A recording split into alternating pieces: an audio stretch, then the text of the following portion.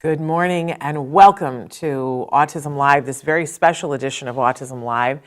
We are live right now. It is, what is the date? I never can remember this, Traven. It's the 25th of August, 2022. And we're back in the studio.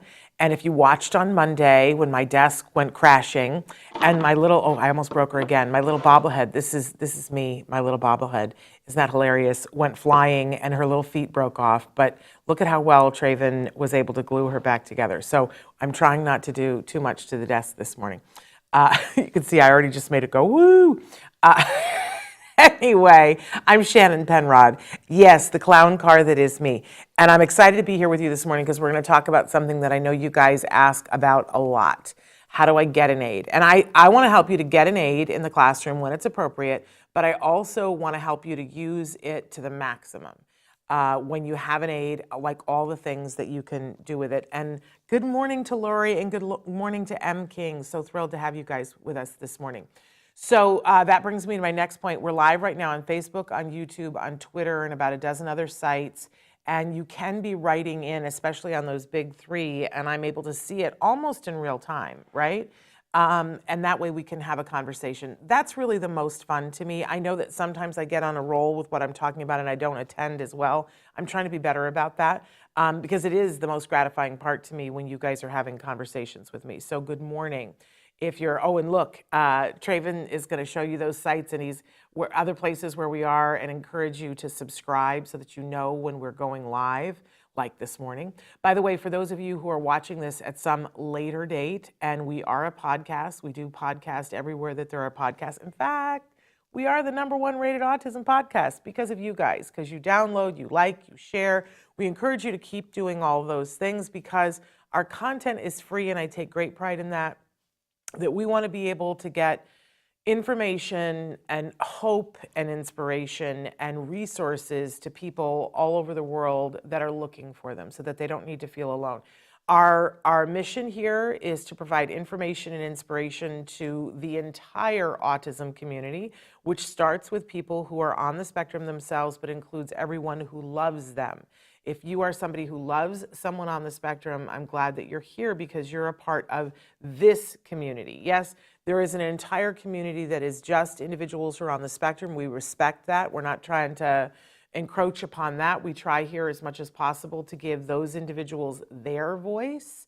Yes, including our Stories from the Spectrum, which is only their voice, only their voice, right? But we want to give resources to everybody in this community because if you love someone who's on the spectrum, you have skin in this game and helping support people who are on the spectrum, yeah? And that's the place that we're coming from. So Traven's going to cycle through some of the different ways you can be watching, some of the different things that you can like or subscribe to. And please spread the word in whatever way possible. You know, sometimes you have a friend and you've talked about the show and they're like, I can't find it because, you know, there's a big wide web, right? And it's hard to remember and there's a hyphen in some of our websites, although you can send them to autismnetwork.com and there's no hyphen. But if you ever want to just share us with somebody, one of the easiest thing to do is in the live show in the chat, just put the person's name that they use on Facebook, and then it'll take them right to the show. I've found that for a lot of people, that's just easier because you get a notification saying so-and-so tagged you in this video, and then you click it and you go, why? And you go, oh, now I see why. I understand why. You might want to ask their permission beforehand, but if you've talked to them and they're like, I can't find it, it's, you know, they probably are going to say, okay. In any case, if you're wondering who the heck is she, who am I want to be clear, as I was yesterday, as I'm pretty outspoken about this, that I am a proud pony. I am a parent of a neurodiverse individual. So I am not someone who is on the spectrum. I am not someone who claims to be neurodiverse myself. I am a parent. I'm a parent who wants to be an ally. I'm very proud of my son in every way, shape, and form, and always have been. But I am also a very staunch believer that individuals who are on the spectrum learn in their own way, and that we should not try to make them fit in to learn the way everybody else does, but that we should give them all the skills, all the tools to be able to do what they want to do. That is where I'm coming from. I am a former teacher, and I believe that the greatest respect and honor that you can give anyone is to believe in them, to help them to get to their dreams, and to allow them to learn, to give them the space and the time to learn, and to listen to what kind of learner they are, and to speak to them as a learner specifically. That's where I'm coming from always. That where I think where we get dicey is that there are some, we all have trauma. All of us, we all have trauma in different ways and shapes and forms. And I don't mean to make light of that, right? But we all do. We all have trigger words that set us off and we go, oh, you know, I kind of did that to Traven the other day. He said something and autism mom gorilla went off, right? Because we have tripwires that we go, oh, no, you know, that will not be respecting me. And I want everybody to know, if you are a person who's on the spectrum, I hear you when you say that you have concerns about making someone fit in. I hear you. And I don't want to ever disrespect that at all. But I also want to make sure that in our effort to not, you know, say we're not going to make you fit in, that we don't say, so I'm not going to teach you. Because that, for me, you know, on this spectrum of I'm disrespecting you by making you fit in. And I think that there are people that they're out there that are doing that, and I too want to change that. But I think there's an opposite end of it too, where it's like, so we're going to let you be exactly who you are and how you are, which means we're not going to allow you to learn. And to me, that's discriminatory. And that's the word I want to say. That's discriminatory. And I want to fight really hard for everyone to be able to get the support and to learn in the way that they learn. So, which goes hand in hand with what we're going to talk about today, because we're going to be talking about why to get an aide in the classroom, what's the plus of it, why maybe you wouldn't want to get an aide in the classroom, why maybe you wouldn't want to have someone mainstream, because everybody's different, right? But if you do feel that your child needs a one-on-one aide in the classroom, it's like, how do I get that? It seems like some magic highway that there's an on-ramp somewhere that nobody's told you how to do it. I'm going to give you the on-ramp. Because it's a very clear and distinct on-ramp, and once you get it and you know how to fight for that, it's not as hard as everybody makes it out to be. Yes, some school districts are worse than others, but then I think more importantly, when we've made the decision, okay, an aide is what's appropriate, here's how we get it, and there's going to be a little bit of a tussle, but it's doable. But then how do we use it effectively? Because a lot of people go, whew, okay, I got the aide, fabulous. Now I can go to sleep, and you know, it's that Ron Popeil thing, set it and forget it. No, it doesn't work that way in special education. It just doesn't. We can't rely upon that. So I want to, we're gonna go through this talk. I feel like I left something out. Well, one of the things that I left out is, I know we got to do that, but there was something else that I forgot too. I always like to say to people that when I say identify as a pony, and we want to now start referring to you guys as ponies too, partners of neurodiverse individuals. How do you guys feel about that? That you could, our viewers are ponies. I'm asking everybody how you feel about it. Good morning, Susie. So thrilled that you're here. So the one thing I always like to remind you guys at the start of these parent-to-parent talks is that I'm not an expert. I am a former teacher, that's true, and I've been on both sides of the IEP table, that's true, and I have a son who's 19 years old on the spectrum and, you know, been doing this for a lot of years. So I have some knowledge, but that does not make me an expert. And I'm not a lawyer, I'm not a special education attorney, I'm none of those things, right? What I am is somebody who has been through it, and as a former teacher, I feel like there's some tips I can give you that then you got to go figure it out with your school district, with your child. So I'm not an expert, and none of the stuff that I'm going to say to you is expert advice. I always have to give you that disclaimer. However, I care deeply about your experience and want to help you. And I owe that to you because that's what I prayed for on my bedroom floor when I was like, you know, God of my understanding, help me to help my child. And if you do, I promise that I will turn around and help whoever I can. So I'm trying to live and breathe that every day, right? Part of that too is giving you guys good information in a wide range of things. So I want you to watch this next, this piece that we're gonna video that we're gonna show. Hello, Louise. I want you to see this because I think this is good information that's important for some of you that are out there. So take a look at this from our friends over at Shapiro Legal Group. A recent study funded by the National Institute of Health suggests that there may be a higher risk of autism in children whose mother took the pain reliever acetaminophen during pregnancy. Acetaminophen is the active ingredient in scores of over-the-counter products, including Tylenol, Excedrin, and Robitussin. So if your child was diagnosed with autism and you took any acetaminophen product while pregnant, this commonly recommended over-the-counter medication may be responsible, though additional research is ongoing. If you or a loved one used Tylenol or other medications containing acetaminophen while pregnant and later gave birth to a child diagnosed with autism, you may be entitled to financial compensation. Shapiro Legal Group is now evaluating potential legal claims by parents of autistic children. Call right now to see if you may be entitled to financial compensation. There are time deadlines to file a claim, so don't wait. You can reach Shapiro Legal Group at 888-657-0455. Again, that number is 888-657-0455. You can also contact Shapiro Legal Group by going to shapirolegalgroup.com/autism. Shapiro Legal Group, PLLC, associates with attorneys throughout the country to help people nationwide, and is licensed in New York and Washington, D.C., and has its principal office at 60 East 42nd Street, New York, New York. This ad was read by a non-attorney spokesperson.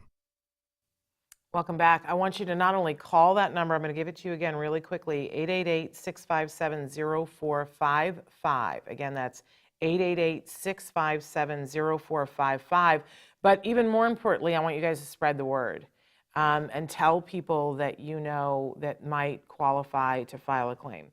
It's important stuff. All right, so now we're going to do it. We're going to talk about getting an aide and using an aide. So with my bobblehead, she's going to talk from time to time. No, I'm sorry.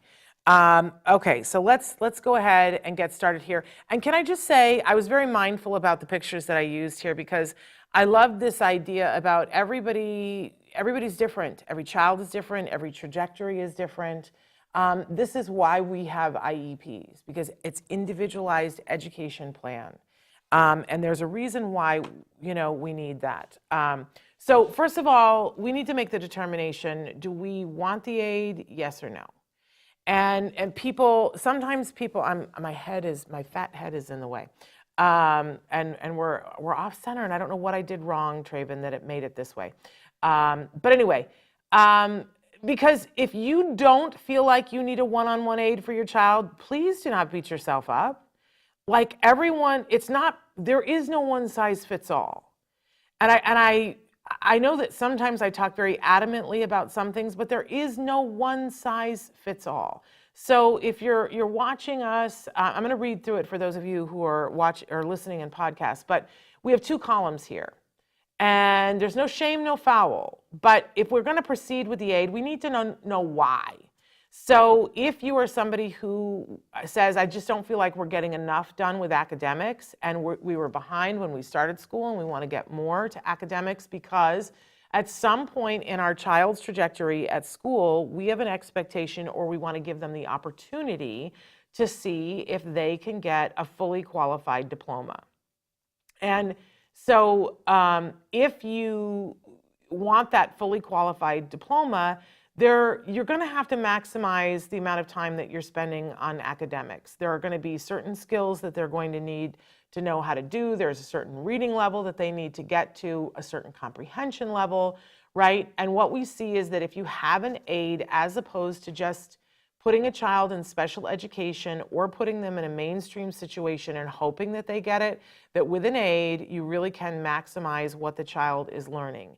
If your child is somebody who is struggling with focus and you want to target that in relation to academics, because as a former teacher, I can tell you, you're walking down the aisles of where the students are, or you have them in a circle, you're walking around, whatever it is, you're up at the board, the smart board, you're doing something, right? And you will give an instruction to the students and you'll say, okay, let's everybody take out your math book and turn to page 34. And some of the kids will be able to track that and do that, and some of them won't. And that's all kids, right? But for a kiddo who's on the autism spectrum, who's already coming in and maybe is a little behind and focuses a little bit harder, there are gonna be little threads that they're gonna miss all day long because they're attending to all these other things sensory-wise, right? And to have an additional prompt to help them to stay on focus, and what this is, the Aide has a little sticker that they hold up that, that says, it can be, a smiley face, which reminds them, right, when I see the smiley face, that's, I gotta notice what the teacher is doing, right? It can be very unobtrusive, but it helps them to stay on focus. Aides help to promote socialization because there are little moments that happen throughout the day where your child has an opportunity. It could be as simple as somebody is passing papers back, right? And for our child, that is like, I gotta notice, first of all, I have to stop what I'm doing, I have to take the papers, I have to take one, I have to pass it back. Whew, that's a lot. It's a lot, it's a lot, it's a lot. And so we miss out on the socialization of the smile of the student who hands it back to us, or the person who, says something to us when we're handing it back. With an Aide, the Aide can help, either smooth that through, by helping with the passing back so that we get the socialization, or by helping the student on the playground to notice when somebody's talking to them, or to talking to the other child and saying, he just asked you a question, can you please answer it? Like, they can do all kinds of things that a teacher is way too busy to prompt. An Aide can assist the teacher with the individual student, or they can assist the teacher with other things, depending on how it's written into your IEP, right? I always felt that if my son was going to be in a classroom, as a former teacher, I knew that was going to take some more time for the teacher. And I felt that it was, the whole classroom was going to run better if my son had an Aide in there, because that was another person that the teacher could rely on. We're going to talk more about that in a second. If you have a child that has safety issues, like you're afraid of elopement, or they might have aggression. We talked about aggression yesterday. If there are any kind of safety issues, an Aide can help with that. Not because it shouldn't be that they're there to manhandle your child. No, they can be part of an antecedent modification that maybe the teacher doesn't have eyeballs on, because it's very hard to see out the back of your head when you're writing on the smart board, okay? They can help to take good data, and if there are specific concerns, they can address the specific concerns. All right, so those are all good reasons. There are many more, and you guys can be writing in and telling us why you wanted an Aide, right? But those are just some. But now on the maybe not side, for parents who say to me things like, my child has a lot of anxiety and I don't want to pressure them academically. Academics is not where we're concerned about. If they don't ever get a diploma and they just graduate without the diploma, we really don't give two rat traps about it at all. We're not concerned about them achieving a certain, arbitrary thing for graduation. Yes, we would like them to have life skills, but the rest of it they can take and throw in a waste can. Then maybe you don't need the Aide. Some parents will say, I really don't want the stigmatization of an Aide being in the room, and if you feel very strongly about that, then you might not be a good fit for an Aide. I will tell you, there's a way to do it that there shouldn't be any stigmatization, right? For families who are like, I don't want them mainstreamed for whatever reason, because sometimes there's a concern about, kids are mean. Neurotypical kids are like little vipers, some of them, not all of them, right? And they can be very mean. And sometimes if it's more, listen, it's your call as a parent. Sometimes we want to shelter our child more than we want them to learn something that we think is arbitrary. And if that's your case, don't feel bad about it. Don't let anybody bully you into going, oh, they have to be mainstreamed. Even me, right? And it might be because you have specific concerns about why you don't want an aide, and that could be everything under the rainbow, right? And the last reason, which is a very valid one, is you don't want to have to manage it. That thing that I said on the first slide about, I think we all want school to be a thing where we set it and forget it. And it's like, oh, we got it written into the IEP, we got the aide. Now I don't have to worry about it. I'm sorry. Everybody take a deep breath. That doesn't exist. If you're going to get an aide, you're going to have to manage it, or you run the potential of it not being great. So if you don't have the bandwidth to manage that, don't feel bad about saying that, yeah? Good morning to Paula. Paula, I'm so glad that you're here. Susie said, my son just got an aide this school year. He's much happier now. Again, thanks to your advice. Woohoo! Lori says, my son's class has 8 littles in his kindergarten class with 2 aides. If they have an eloper, they keep 1 aide at the door. The other helps the class, and if there is an issue by the other door that leads to the other classroom, the teacher adjusts her desk table in front of that door. The bus there is also an aide on the bus there and from. He has to hold the teacher aide until he's on the bus, and he has to contact with me or my husband, or he is not dropped off without notification prior. This was already in his IEP, and it started day 1. We did not have to fight, and if we did, we would have fought until they agreed and the results were in place. You know what I love about that, Lori? I love what an advocate you're being for your child and how seriously you're taking eloping and how seriously you're making the school do it. I also love that they're taking it seriously. So good on you. That's fantastic, because what's more important than safety, right? I'm sorry. I'm sure that some people are like, academics are more important, but for me, safety comes first and then academics. So that's another reason maybe not to have a full one-on-one aid and inclusion. And I also want to point out too that that's really what we're going to be talking about today. But as Laurie points out, there's an aide in a classroom. This doesn't sound like full inclusion though to me, and that's okay too. Sometimes you got to have an aide in the special day classroom, but it's not, what you're talking about, Laurie, is not a one-on-one aide. It sounds like it's a 1-to-4 aide. In a special day, or maybe not. Is it a kindergarten class or a special day class? I'm not sure. And you don't have to disclose that. That's your business. But in any case, let's talk a little bit about some of those things that we just talked about. I pushed the button, Traven, it didn't go. There we go. Okay, boy, I don't like how I laid this slide out, but you can always email me, shannon@autism-live.com, if you ever want any of the PowerPoints that we have done here. So take a look. I guess it's better when it's full screen. So when you're getting an aide, there's a couple of things that you're going to argue. We talked the other day about least restrictive environment. And I gave you the actual language, because what the law says is that your child has a right to FAPE, which is a free, appropriate public education in the least restrictive environment.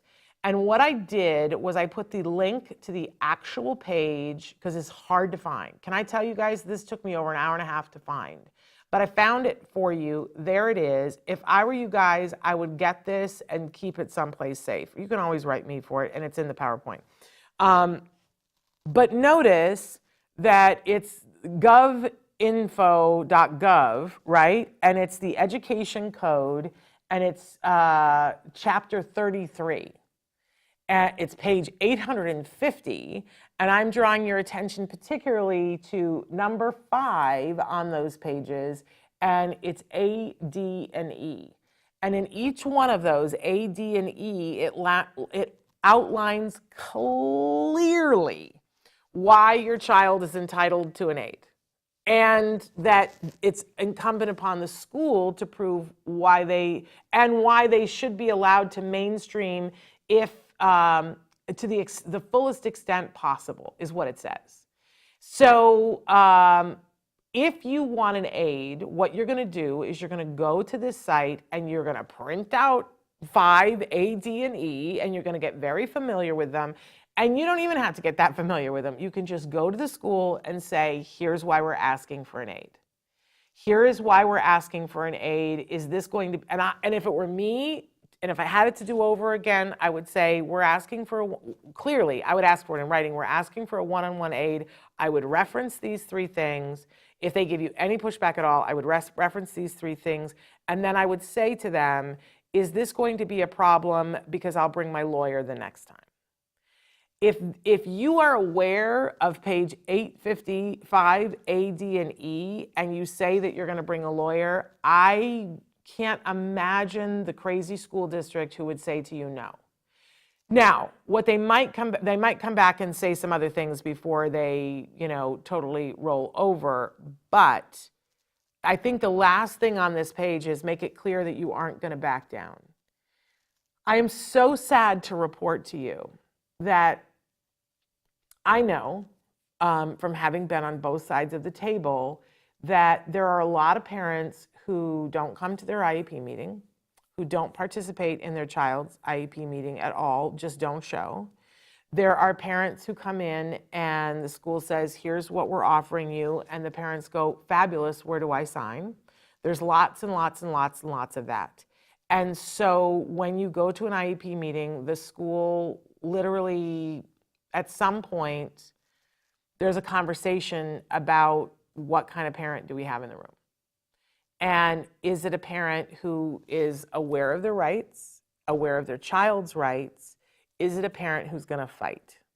And because IDEA is not fully funded, in a perfect world, every child will be given everything that they need. There is no funding for that. So schools have become reliant. I think even when, and I believe when, IDEA gets fully funded, we're still going to have people who cling to the past and try not to, overspend, right? Let's not overspend on a child's education, right? I have words for that. But it is important, if you want the aid, that you have to clearly signal to them. This does not mean coming in and yelling. In fact, it's quite the opposite. It means coming in, putting on whatever you feel the most powerful in. And yes, I did start shaving my head because I believed that it made me look meaner. And I did. And I went to IEP meetings. I brought my little muffins, as I've said before, but I would come in and I would be as firm as I could possibly be, and I would puff myself up. You know what, I used to do that thing where you stand in the Superman pose for 2 minutes before going into IEP meetings, and I would try to make myself look like somebody that if we were playing chicken, I'm willing to stand in the road. And his very first IEP meeting, somebody gave me that advice. They were like, make it clear, you're not backing down. And when you do, it's like everybody goes, oh, it's a parent who's informed, it's a parent who's not going to back down. So this one, we're going to have to go ahead and give them the aid because it says so on page 850 in the law, and they know they're going to lose. And guess what? It costs them, probably more than $40,000 a year to give your child an aid. And I know we all go, oh, that's kind of expensive, right? If you fight them just to hire the lawyers on, that's around $15,000 just to bring in the lawyers. And they know that if they have to fight you and then you win, and they know you're going to win, now that's going to cost them $55,000 because it's going to be the $15,000 just to file the papers, $15,000. And if they actually take you to court and they know they'll lose, because there's the law on page 850, it's more money than they can afford. That's why they give in. That is why they give in. So, I'm so glad Susie got a lawyer. And, and I'm glad that you went with Tolner because they're absolutely amazing. And she says they were awesome and able to get my son all of the services we requested. Yeah. And I do want to say to you guys that getting a lawyer, if you can do it, it really will save you so much time, headache, and when the school sees that you have a lawyer, it signals things, and some school districts are still going to fight with you because they get it in their head that they can, somebody just doesn't get it, and they feel like, oh, this parent's going to talk to other parents. That certainly happened to me. They were like, oh, she's a blabbermouth. She's a big mouth. Who was it the other day that said that this school called him a big mouth? Yeah, I've had that happen too. But if you can get a lawyer to go in with you, great. Can I tell you, if you don't have the money to have a lawyer to go in, You know what I did? Because I am an evil, evil person. I asked a lawyer to send me something that I would do all those free consultations with the lawyers and get all, and I would have specific questions, and then I would go to the next lawyer and ask the next set of questions. And I would, put it all down. And then there was one lawyer that I said, can you send me more information about this one thing that you told me? And they sent it on letterhead. And it was like a really high-powered attorney that I knew that the school district had already lost to. And so I had my big binder of things at the IEP, and I had it strategically placed so that when I opened a thing, it would fall out, the letter from the lawyer. And I was like, oh! And I grabbed it really quickly, but just enough for them to see the letterhead. And then later on, I said, well, I'm going to talk to my lawyer about this.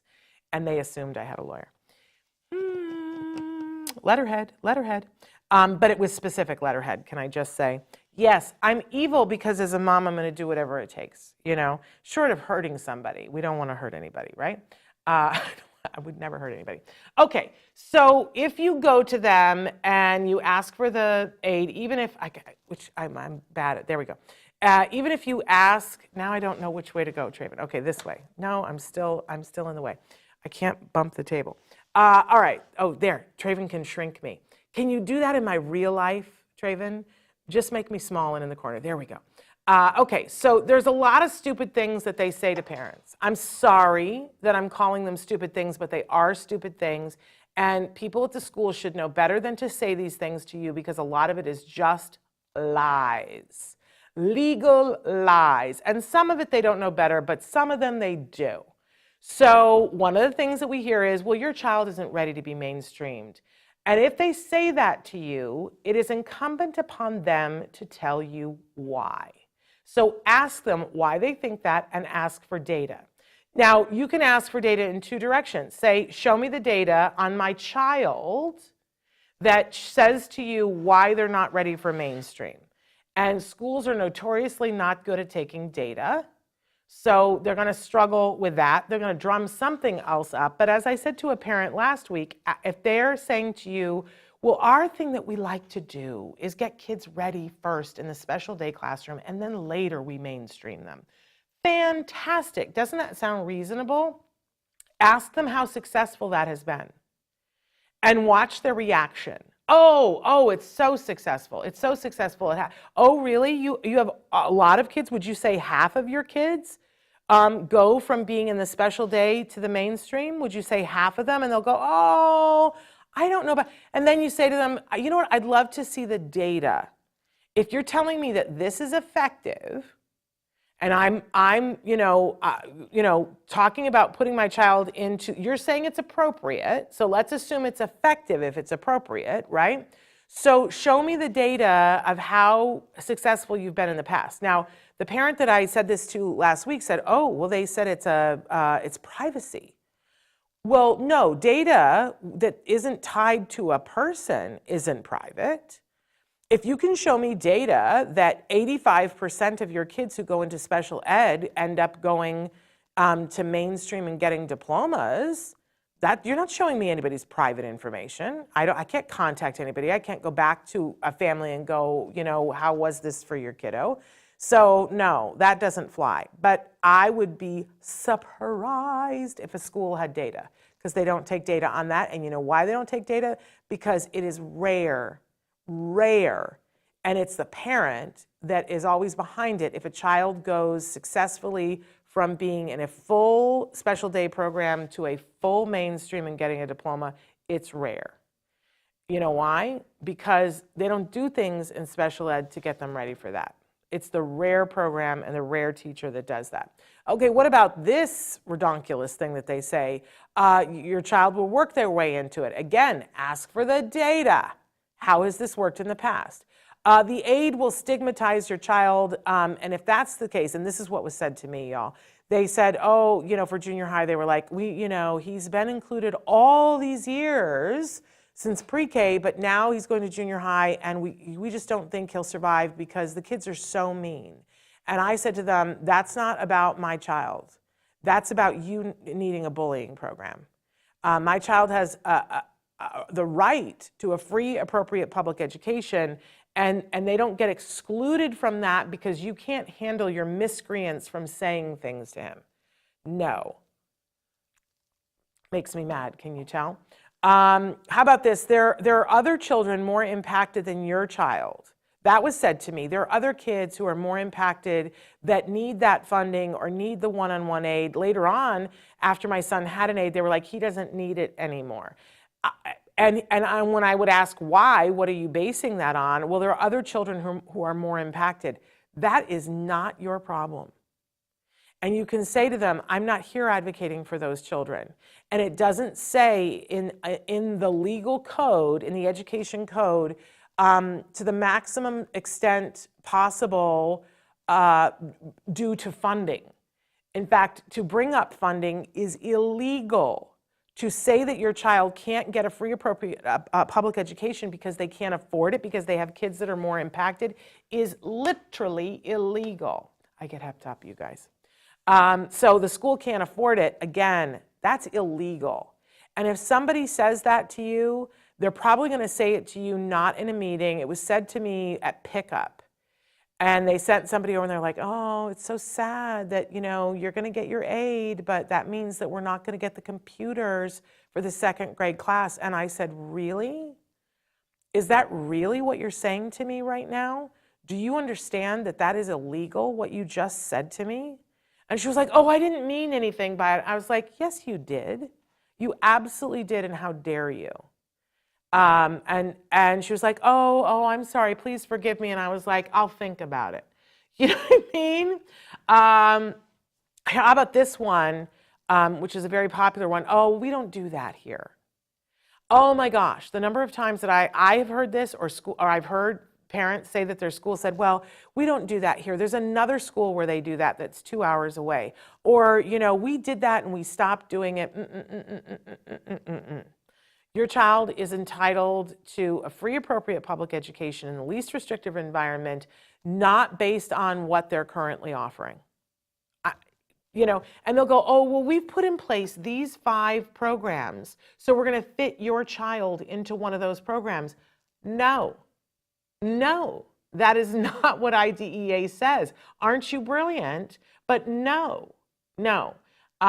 So your child, if you read what I gave you on that page 850, it outlines very clearly why your child is entitled to an aid. So other things, and they're going to offer you other things because, again, remember we talked about the money thing. So if it's going to cost them $40,000 to give you an aid and they see that you're serious about it, then they're going to try to undercut you, which this is where they're going to say to you, well, okay, fabulous, we'll give you the aid. And you go, oh my gosh, that was so much easier than I thought it was. And then they'll go, it'll be wonderful, there'll be 2 aides in the classroom, and you say, well, wait a second, how many special education students are in the classroom? Because you're trying to figure out what the ratio, and they're like, oh, we can't disclose that. And you back up and you say, I'm sorry, what percentage aid are you offering me? For the services, are you offering me a 1-to-1? Are you offering me a 2-to-1? Are you offering me a 3-to-1? Are you offering me a 4-to-1? Now, some kids are going to do great with a 4-to-1 aid. And if that is what you want, then that is what you do. Some kids, that is the perfect amount, and it's perfectly fine. But let me tell you some of the cautionary statements that, and I love what Lori said, that, they have a plan for if a kid elopes, here's what we do to keep the rest of them safe. If you're going to have less than a one-on-one, you need to have that plan, because that's when things go south. One kid has a meltdown and then everything is out the window, right? It mystifies me as a former classroom teacher, the ways in which people justify, and they're like, no.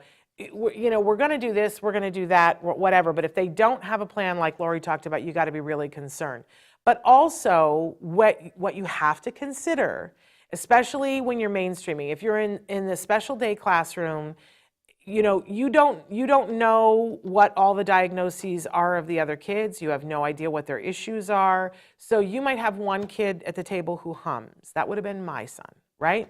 and they hum constantly. Now, if your child is somebody who cannot, like sensory-wise, noise drives them crazy, now you've got an aide sitting with a kid who hums and a kid who can't stand it that the other kid is humming, right? And now, multiply that by however many kids you give this aide. And I'm going to ask you, what's the likelihood that your child is actually doing the thing that we wanted with the aide and having their learning maximized? It gets tough. It gets really, really tough. And I will tell you, because I've been in enough classrooms, that more often than not, what happens is that they'll put a mix of kids together, because they're not going to put all the tough kids together with that have the most challenging behaviors with one aide, because how are they going to keep those 4 kids safe, right? So often what they will do is they'll go, okay, so we've got a 3-to-1, and so we're going to put one kid who's needs a whole bunch of support, who for sure needed a one-on-one aide. I'm just going to telling you the truth here, right? Then they're going to put a kid who occasionally needs one-to-one, and then the kid who might do some of the work on their own. Okay, but now if you pick that scenario, if you have the kiddo who is an elopement risk, who is needs things all the time, they'd be better off with a one-on-one aide. They just would. I'm just being real here. If you have the kid that's in the middle that needs support sometimes and really needs the support sometimes, but the aide is busy with the kid who needs the most support more often than not, right? And if you have the kiddo who they're like, well, we hope that they can do a lot of it on their own, it's the same as not having an aide. Only worse, because now they are saddled their entire educational experience with 2 other people, one of whom might be disruptive. I have had my child be each and every one of the kids in that scenario. In the beginning, my kid was the one who needed the most support. And other parents did not want their kid in class with my kid. I know what that feels like. I have had the kid in the middle who sometimes he needed help, but maybe he didn't need it all the time. And then I had the kid who really could do a lot of it himself, but not all the time. And I fought for all 3 of those phases for my child to have a one-on-one. And my child is in college with no supports. That's all I can tell you. I can only tell you from my experience as a teacher and a parent with my kid, you got to find your way here, right? But they are going to offer you, and I'm talking about mainstreaming here, but even in the special day classroom, they're going to offer you 3-to-1 aide. They're going to offer you a 2-to-1 aide. They're going to offer you a part-time aide, one who is just there in the morning. This mystifies me. And my response to it always was, oh, that's fabulous. Give him the aide in the morning. I'll make sure to leave a note in his lunchbox that says, don't need anything and don't have autism in the second half of the day.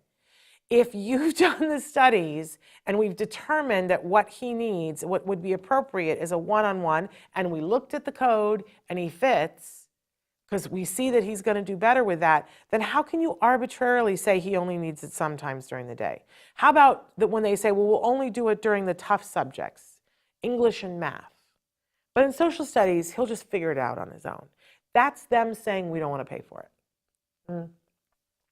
You can let them get away with it. Don't. Then a lot of times they'll say, great, we'll give you the one-on-one aide, but they're only going to give it during class time, during academics. Boy, that's sort of, and I know I was thrilled when I got that. I was like, great. But then he was having a hard time on the playground, and that affects what happens in the classroom. And I told you the other day, we fought for and got a recreational aide so that he had goals, and it's always tied to goals. If they don't have goals on the playground, then they're not going to give them an aide. If they have goals on the playground, then somebody has to be responsible for seeing that the goal is met, and that's how you get an aide on the playground. Write a goal for the playground. And if you look at the page I gave you, it says that they have to help them with life skills. Life skills is the playground. How about this? They'll offer you absolutely everything but the aide. Who was it who wrote to me the other day and said, boy, I went in and I used all the information that you told me, Shannon, and I said I want a one-on-one aide, and all of a sudden they were like, well, how about this? Let's give you more speech. Let's give you more OT. Oh, yeah, they get real helpful. because those people are already on staff and it doesn't cost them anything extra. And they're going to try to give you the gift basket because they don't want to spend the 40 grand. And they'll offer you inclusion because a lot of times parents really want that mainstream piece, and they'll say, we'll give you the mainstream piece and we'll give it to you full or partial, half day, 1 hour, whatever it is you want, just without the aid. And they'll do everything that they can to talk you out of the aid. I'm just going to tell you from my experience, the law says that if your child with an aid can make it work in the classroom, then they're entitled to whatever that is. And if it's a one-on-one aid, fabulous. They'll try to say to you, no, let's try it with the 2-to-1 aid and we'll see how it goes. And then they'll report back that it's going swimmingly. Stick your heels in, and I say go for the one-on-one aid. That's my experience. It's not going to be what's right for all of you. Can I just keep iterating that? Okay, but once you have the aid, what do you do with them? And once they agree to the aid, before you do anything else, you got to talk about how we're going to communicate. Did I skip a slide, Traven, or is that my next slide? I feel like I might have skipped a slide. Let me go back and see. Oh, there we go. Once they agree, I did. Okay, once they agree to the aid, you have the right to ask about the training of the aid. They're going to tell you that you don't, but you do. In that code that I gave you, it says they have to be highly qualified. If they're working with your child, the teacher and the aide have to be highly qualified. You have the right to ask, how are they highly qualified? They can't just pull somebody in off the street with no training. You do have the right to ask if they're highly qualified. Read what I gave you. Ask them about how they're going to agree to allow you to communicate with the aide. And a lot of times they'll tell you, oh, you won't communicate with the aide, you'll communicate with the teacher. Okay, but how will I know what's going on? And you have the right to ask about that. We're going to give you some tips about things you can ask for this, but you absolutely want to ask about what their preference is. And usually I defer to the teacher. I say, how would you like this to go? You're very busy, and I want you to be about the task of educating my child and the other children in the classroom. So what would work best for you? And hear what they have to say. We're going to give you some suggestions in a minute if they don't know. I want you to ask about observation. Because what you don't want is to have them hire somebody off the street who has no skills, who sits there on their duff and does nothing, and they tell you, oh, we gave you the one-on-one aid and you got no benefit from it. So you need to ask them, so you're going to start the aid, and that after ask them how long after we have aid can I have my expert come in and observe? And they are going to freak out when you say that. But you have a right to have what the aide is doing observed by your expert. I always would send in somebody from my ABA team, and I would make arrangements with the school right at the IEP. I would say, we're going to ask for observation, and they would always tell me, if you observe, we get to observe who's observing. Fine. And they would only give us 20 minutes. Fine. I will tell you a little trick that whatever you can say, can I have your log of when you observe? Because however much they observe, you get the same amount. If they're testing your child, you get that amount of observation. You can push all these things. Liliana says the school district hates me when I mention a request for one-on-one. Of course they do. That's straight out of their budget, Liliana. They see their books and their computers and their other aides and their secretary going, bye-bye. That's why. Don't get emotional about it. Don't take it personal. Walk with pride that they hate you. It means you're doing it right. I always asked about consultation. What because I'm a control freak. If you know me, you know that about me. And I didn't want to just take it for their word that their person was highly trained. So what I would always build it into the contract. I knew that I had a really good ABA provider who could train one-on-one aides. In fact, they had their own one-on-one aides, but my school would not contract with them. But I said, how about if they come in for a certain amount of time and consult or train? The teacher, the aide, whatever. In the beginning, I argued that I wanted my ABA aide to come in for 2 weeks of training when he was in kindergarten. Then after that, I would argue for 1 week of training. And then after that, eventually it became that I had 10 hours of consultation where they could come in to BIP meetings, and it was built right into the contract, and they paid for it. Yes. You know why they paid for it? Because after the first time and they saw how good my ABA provider was, they wanted the training. And they would bring other people into the classroom for the training. So they were happy to pay for it.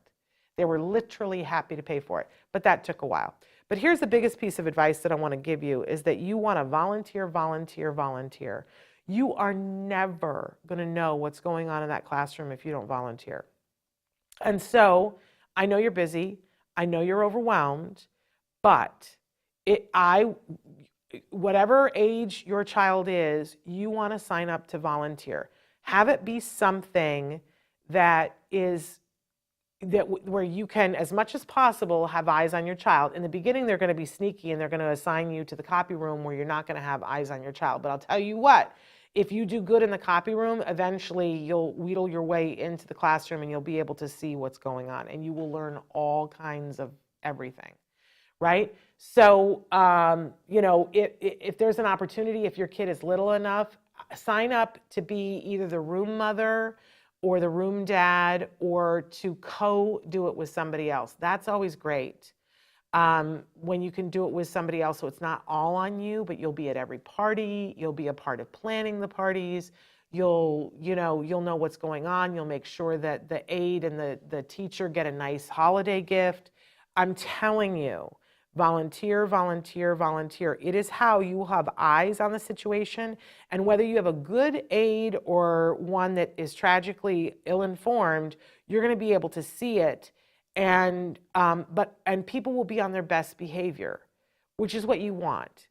They'll be like showing you what good educators they are. Do it. Volunteer, volunteer, volunteer. They won't let you come and observe. They won't let you just come and sit in the classroom, but you can come and wash the dishes and put paint into the little cups.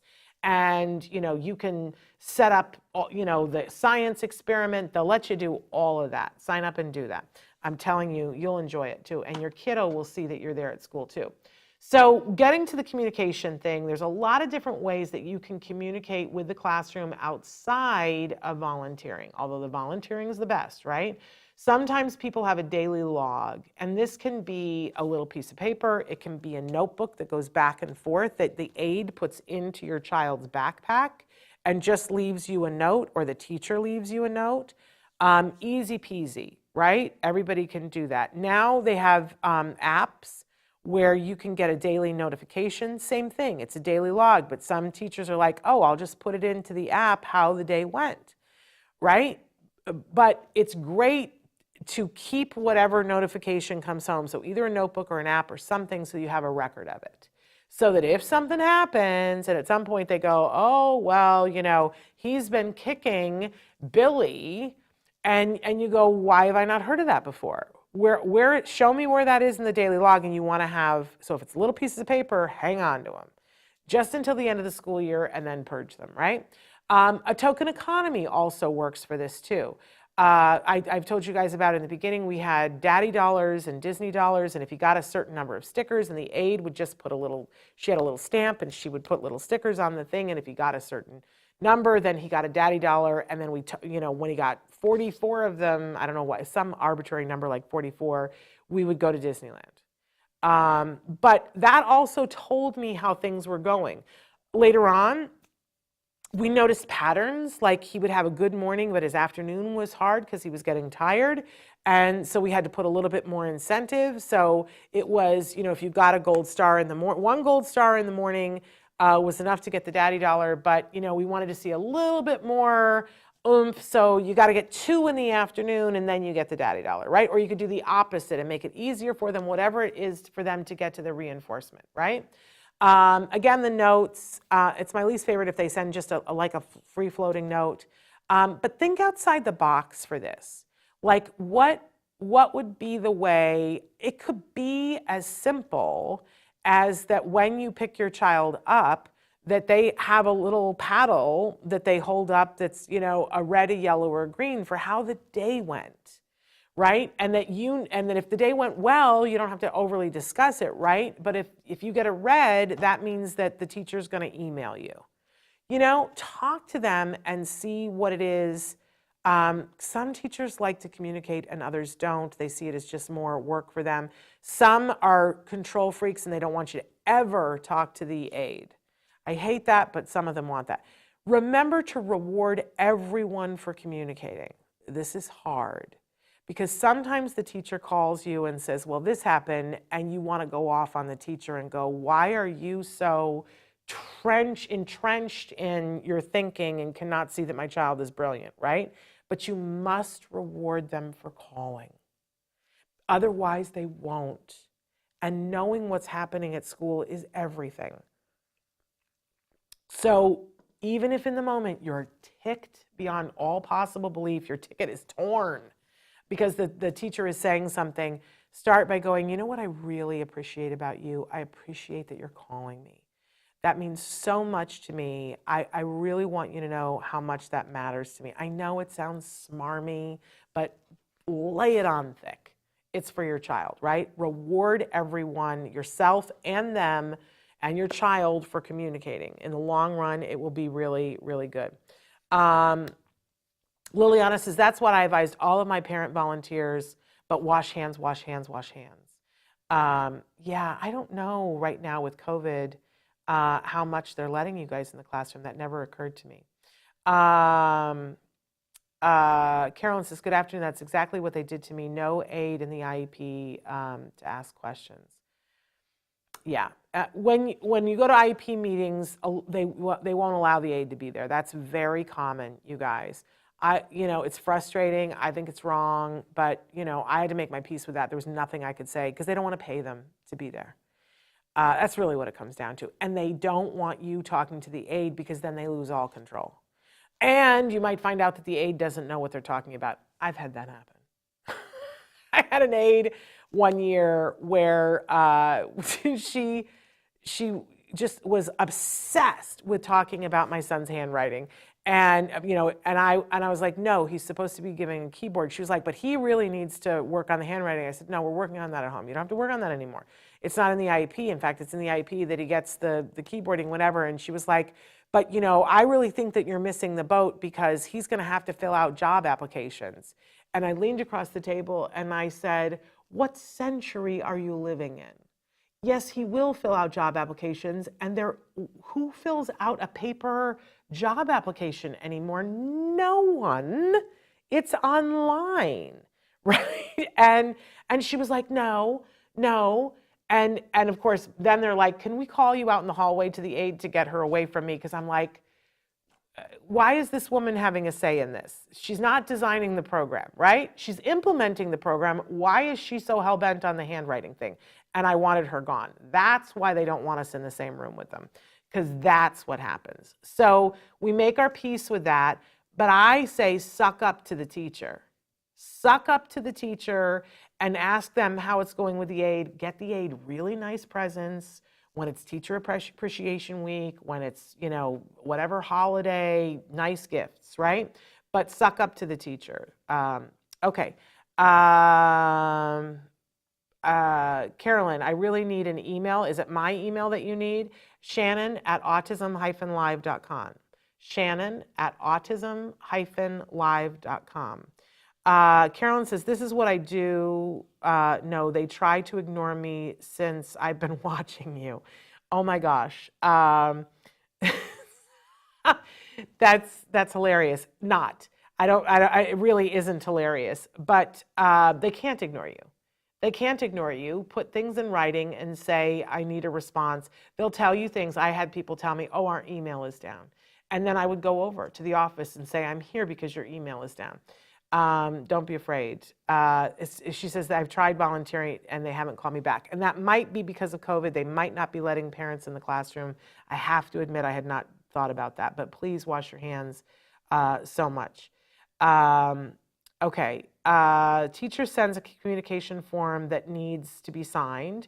We also have Class Dojo as well, so an app. I also text the teacher and have a response within an hour, even when she's sick and not in the school. They do the token economy as well. He's working on this with my son, following instructions. I tell my son to say thank you and please to everyone he comes into contact with. Now he does it automatically because it teaches my son respect and makes him feel good. You're doing a great job, Lori. And Caitlin, yes, I will look for your email later on. But they cannot ignore you. They can't ignore you. They don't want to pay for the one-on-one aid. And I will tell you what else they do. They do a slowdown where they'll say to you, oh, we got your email. I'm going to ask so-and-so, and then we'll get back to you. Well, that eats up a week, right? And then their email was down. That eats up another week. And then they go, well, you know what we should do? We should do an assessment about that. Let's do an assessment, or let's do a functional behavior assessment. And they'll make up a big plan of how they're going to observe your child for 30 days. And at the end of 30 days, then we'll need 30 days to review the results. And then it's like, well, now we're at the holiday break, so let's look at it again when we come back in January. And they postpone and and then suddenly it's the end of the year and they're like, oopsie, we didn't. And every week that they made you wait was a week they didn't pay for the aid. Skip all of that and say, we don't need to do an assessment. Pull out that page 805 that I was telling you. Liliana says, LOL, you're so right about scoring brownie points with the teacher. You got to have the teacher on your side. And if you can't get the teacher on your side, can I tell you something else that I learned the hard way? Ask to switch teachers. I am the maddest at myself about the year that I kept working with the school to work with the teacher to get it right. And then at the end of the year, I realized I just wasted an entire year for him. And it tore at his self-esteem. Don't let it go. If you cannot get on the same page with the teacher and everything in your gut is going, this teacher's never going to go there, ask to switch teachers. Make a big stink fuss about it. Okay, troubleshooting. There's all kinds of things that can go wrong with an aide. Your aide is absent. There has to be a plan. And schools love it when your aide is absent. Do you know why? Because then they report back at the IEP, well, the aide was absent for 10 days and your child did just fine without them. So keep a record, ask your child, work out a system with your child every day where you ask your child, you know the name of the aide and you say, was, Mr. Felix there today? And so that you actually know, because sometimes the school won't tell you. And you can tell them, I need you to tell me if the aide is going to be absent. And you can say it's written into the IEP and you are in non-compliance if you don't have an aide there. But then there's the other side of the coin. When the aide isn't there, then they pull in a substitute aide. And who is that person? And are they highly qualified? You need to ask questions. And it gets a little crazy, right? Sometimes the aide is too busy doing other things. Now, you should have an understanding about what your aide does and what they're there for, and be clear with the teacher about it. I was always clear with the teacher and said, I'm not running your classroom. I'm a former teacher, you're a teacher, I'm not running your classroom. If you see that, it is better for you to give the instruction to my child, you give the instruction to my child, and if the aide is making copies for you while you're giving that attention to my child, fabulous. That's a great use of the aide. And I was very clear about that. You should be clear with your teacher about what your expectations are of using the aide. And the teacher would always say to me, oh my gosh, thank you for being so reasonable in getting it, because sometimes I'd rather it be me prompting the child than the aide, and you're okay with her grading my quizzes while I do that? Yes. Now that was me, you decide for you. But sometimes the teachers don't bother asking you, and they don't think that your child needs an aide, and so they send the aide out of the room to do copies. This is why you volunteer, because you see this and you go, I don't think so. Sometimes you have an aide who is clueless. And if you see them, sometimes there will be aides who are way too opinionated, who think that they are the person who is writing the program, like the person who felt that my son should be working on handwriting at school. Thank you. That was the year before. Read the paper. It's not happening this year. He's keyboarding now, right? And they could be clueless about that. They could be clueless about interventions. They could be over prompting your child. You really, really, really need to stay on it. This is where the volunteering and the consultation and the observation comes in, but I'm going to tell you, you're going to learn more by volunteering than anything else. Sometimes the teacher doesn't like the aide. I didn't put it on here because I think it's implied if the aide is clueless, you're not going to like them, right? But sometimes the teacher really doesn't like the aide and they clash. And I'm going to tell you to side with the teacher. Unless you really feel like the teacher is completely cuckoo for Cocoa Puffs, in which case, move rooms, right? But if you like the teacher and you're cozy with the teacher and the teacher doesn't like the aide, listen to them, right? And I said that the teacher uses the aide for other things. I should have said that the aide is busy. Sometimes, you know what else they do? They will set up a classroom and they will have a kiddo who does not have a diagnosis, doesn't have an autism diagnosis, and the parent, there's no IEP, but they should have a diagnosis and they should have an IEP, and the kid is having a really hard time in the classroom and really super struggling. And when kids super struggle in the classroom, they act out, regardless of what the diagnosis. It doesn't have to be autism. It could be that their parents got divorced that year and they're being shuffled back and forth, but there's a kiddo in the classroom who's having a hard time. Well, we know that there's a one-on-one aide in this classroom, and we know that that one-on-one aide is assigned to this kiddo, but we're going to put this tough kid in this classroom because we know that the teacher's got help and support. They do that all the time. And what you find is that the aide ends up being more of a one-on-one aide to the kid who is having all this challenging behavior. We had that one year where there was the kid who eloped and his parents, no clue at all. I don't think they were even telling the parent, but he would elope. And so my aide was out on the field chasing the kid eloping while my son was in the classroom. I didn't find that out until I was volunteering. So, and that's the kind of thing where you have to speak up and say, no, somebody has to talk to that parent. That child needs an aide. And they're not going to tell you what the child's name. They're not going to point out the parent, but you can be there at pickup and you can see what's happening. Then they might not like you volunteering anymore, but that's the whole thing. Sometimes they change aides or they have rotating aides. I don't mind it when a school has one aide in the morning and one aide in the afternoon, because for me, it kind of takes care of the aide is absent thing, because then they can say to the aide, the afternoon aide, can you do it all afternoon?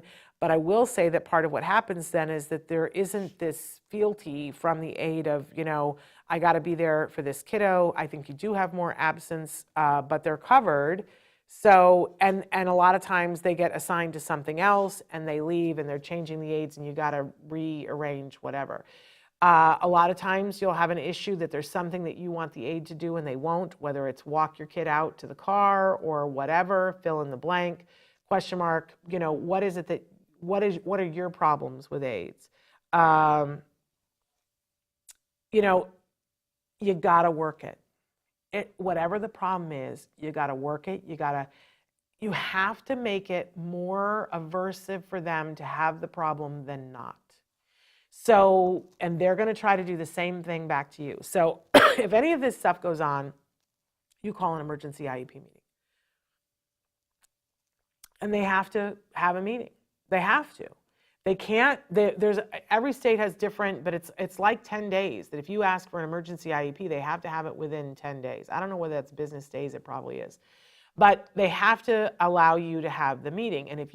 And meetings waste their time and they're expensive for them and it takes teachers away from prepping and they don't like to do it. So force them to do it every time something like this happens, and you'll find what they do is they go, let's get her the aide that we don't have to do these things over. Sorry, but that's the truth, right? You have to work the problem. The year that I had the teacher that I should have, I so regret. I should have, after the first little kerfuffle, I should have said, I want to move to the other teacher. Because I was there volunteering and I was seeing that the other teacher was great and was wonderful and so on and so forth. But I like to think that I like to give teachers an opportunity, right? I kept working it. I stayed on it. But I think that you have to do that. You have to keep working the problem.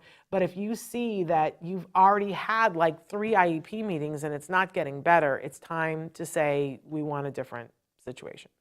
And it might not be the teacher. It might be something else, but we want a different situation.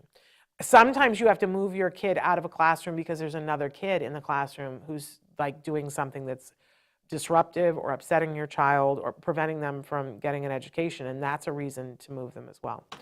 Okay, fading the aid. You always want to say to the school, we're not asking for an aid forever. We want the aid until they don't need it anymore. And schools love to hear that because they want to fade the aid. So we'll give you an aid for this first semester, and they'll say things like this all the time. We'll give you an aid until the holiday break, and then we'll reevaluate. And you know what you say to that? Fantastic. Let's do that. And then you come back in January and you go, it's not ready. They're going to pressure you, and you're going to have all your ducks in a row and say, here's why. He's doing really well. What's your evidence to the contrary? Now, they might have, well, the aide was absent for 4 days and he did just fine then. So that's why you want to keep on top of that. And you want to keep examples of work on the days when the aide isn't there and go, no, he didn't finish this. And on the other days, he did. So keep your own data, right? Don't allow them to fade the aid too soon. Now, everybody's going to have a different school of thought about this. Everybody knows my son was treated at CARD. That was our ABA provider. And I was going to listen to CARD, what CARD said, right? I loved CARD, loved what they had to say. But they said that it was time to fade the aid, and I disagreed. And so I said, not yet, because that was my mama's instinct, and I said, not yet. And so we kept the aid, and then the next year we faded the aid, and it was, so that would have been, CARD said that at the end of 3rd grade that he was ready to fade the aid, and I said, nope. So we kept the aid for 4th grade. Then in 5th grade, I agreed that it was ready and that it was time, and we faded the aid. And there was a new principal, and I hadn't factored that in. And by the holiday time, we had put the aid back in. And then we had an aide. She was useless in 6th grade. And everybody was like, well, he's for sure done with aides. But we were going to junior high. And so for junior high, I insisted on an executive functioning aide, and even CARD was like, what are you doing? Is the best thing I ever did. So that by the time my son went to high school, no aide. And fewer and fewer supports, and now he's in college and he doesn't need anything. There are many people who would tell you that I waited too long. I disagree, and I have my data to show that we did it right. Made the dean's list while working full-time, first semester of college. I'm sticking by what I did. But what I did isn't what's necessarily right for your kid or you. But don't do it too soon is what I'm going to tell you. You can, in the interim, give the aide other tasks. You can say, I want the aide, and I want the aide for executive function, which means that they track, did they turn their homework in? You can ask for them to be a note taker, because if your child isn't taking the right kinds of notes, they can take notes for practice, but they can study from there. So there's other things that an aide can be doing that could be beneficial to your child. They could be working on social skills, and they will tell you that we don't do that, blah, blah, blah, blah, blah, except go back to page, 805 that we said in the beginning. Ask yourself the question, what do we need right now for this student to be successful now and long term? And then how could an aide help that? Sort of reverse engineer it. How could that help that? And for junior high, we saw he can do all the work. He can keep up with all the work. He can't, on the schedule that they had, because it was a rotating schedule where, on Monday, you have periods 1 through 8, and they go 1 through 8. But then on Tuesday, you go 2 through 7, and then 2 through 8, and then 1 is at the end of the day. Oy, right?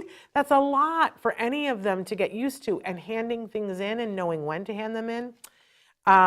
He had the aide to help him with executive functions, and he killed it. He crushed it, and it set him up for success in high school. And he would have been lost without it. So what does it take? And they were like, we don't do executive function aides. And I was like, well, it says here that you need to be setting him up for, so what do you mean you don't? You don't have that program. This is an individualized education program. And by the way, if you've watched the show before, at the end of the 2 years that he was at junior high, the junior high school said to me, thank you, we didn't realize we could do this, and now we can see how many more kids can be successful using this. And I said to them, just remember, it's all individualized. Somebody else is going to need something different. But it's all good. They were like, wow, who knew this would work, right? Okay, so that was the end. Word to the wise here, though, you got to manage your state. There are going to be times that you're going to drop the ball and something's going to get past you, and you have got to be kind to yourself and not beat yourself up about it. You can't do all the things that you do during the day and take care of your whole family, and some of you are probably working, whether it's part-time or full-time, and be present at school 100% of the time. There's no possibility. I know parents that have taken a job in the school just so that they could be there more, and they don't have eyes on everything 100% of the time. So you got to be kind to yourself. Set yourself up for success, but don't just set it and forget it. Keep going back, keep looking at, be present at all those IEP meetings. Look at the things that they give you for the progress reports, and if you're not getting regular progress reports, go back to the IEP and see how often they're responsible to report to you what the progress reports say. But please volunteer when you can. Be in that classroom, get eyes on things, the things that you will find out, just amazing. And you will learn who's good, you will learn who's just phoning it in, because people are, but I'll tell you what else you'll learn. You'll learn who the teacher is for next year. And one last word about this, I said that it's important that you reward the people who are, communicating. There's also this. You have to reward people who are showing up and showing you on a daily basis that your kid and their education matters. Now, it doesn't always have to be a gift. It doesn't have to be an elaborate thing. The thing that I was taught eventually, and I don't know why this didn't occur to me as a former teacher, but I got known for my letters of recommendation. So when the school year would come around, anybody who was great on my son's team, I would write them a letter of recommendation and talk specifically about why they were so awesome. I would say that my child was on the autism spectrum and that they, went the extra mile, or what a good teacher, or what a good OT, or whatever. And I would give them that in an envelope, signed and dated, that they could have forever in their files. But I also sent a note saying, I want you to know that I've given this to the principal and asked them to put it in your personnel file.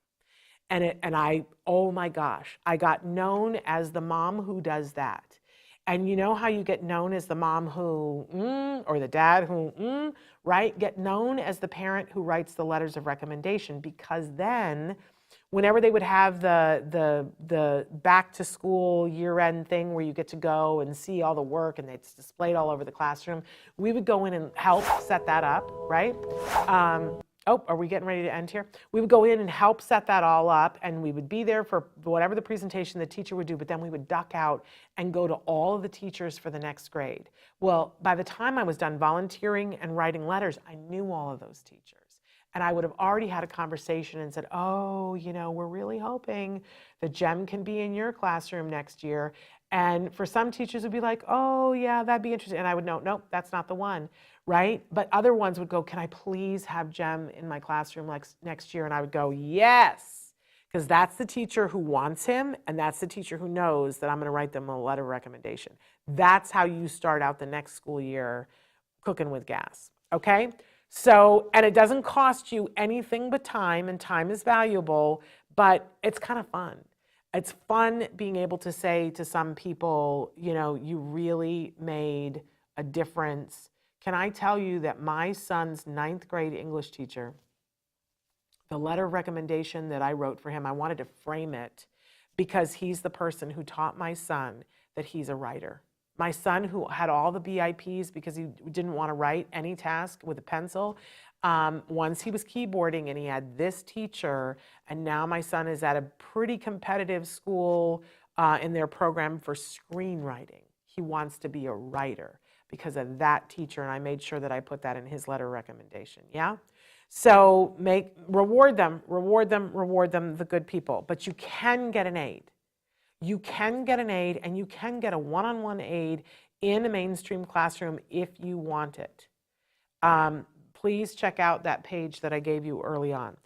And write to me if you want the PowerPoint, Shannon@autism-live.com. That's it for us. Tomorrow is Stories from the Spectrum, and then we are back on Monday with a whole another week next week. We're winding down on the Parents to Parents because in September we're getting back to doing interviews with people. But if there's a topic, by the way, we're going to ask Dr. Granpeesheh to do all of these topics that I've done from her point of view, which will be a whole other information from the point of view of an expert, not from a parent, right?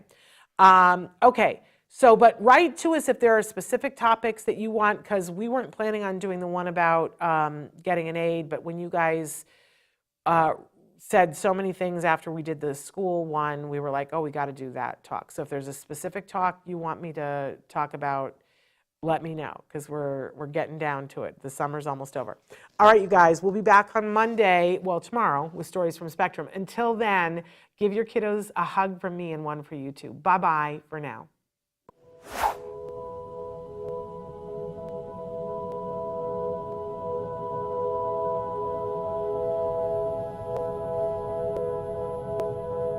If you found anything helpful in this video, please give us a like. In fact, make sure that you smash that subscribe button on YouTube and give us a like on Facebook. You can also follow us on Twitter and on Instagram for important updates.